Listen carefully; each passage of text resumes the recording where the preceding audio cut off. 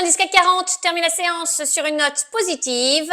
Parmi les valeurs qui se sont distinguées ce mardi, on retrouve Vinci. Un acteur mondial des métiers des concessions s'est vu attribuer par SNCF Réseau le lot 4 du marché de régénération industrielle d'un montant de 700 millions d'euros sur la base des conditions économiques de juillet 2023. Le projet porte sur le renouvellement de plus de 800 km de voies et de ballast sur l'ensemble du territoire français d'ici fin 2030. On passe à Eiffage. Le groupe de construction et Captrain ont été retenus en groupement par SNCF Réseau pour réaliser des travaux de régénération de voies, objet d'un appel d'offres lancé par le gestionnaire du réseau ferré national en 2022.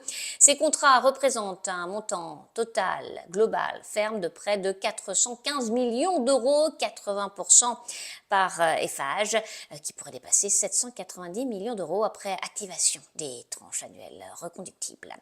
Le reste de l'actualité, Accor, le groupe hôtelier a conclu un contrat d'achat d'actions visant à racheter un bloc de 7 millions de ses propres actions, représentant 2,77% de son capital auprès de Jinyang International.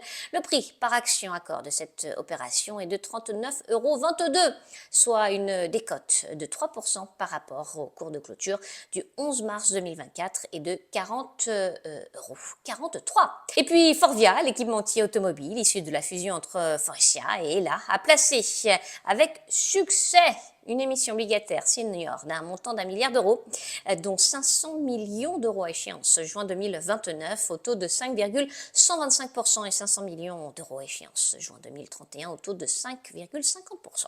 Enfin, Nexans, le spécialiste des câbles électriques industriels et des câbles fibre optique, a annoncé le succès d'une émission obligataire pour un montant nominal total de 350 millions d'euros sur une échéance de 6 ans et un taux d'intérêt annuel de 4,25%. À New York, Sabrina Cagliosi pour Trading Central. Je vous souhaite une très belle fin de journée à tous. À demain.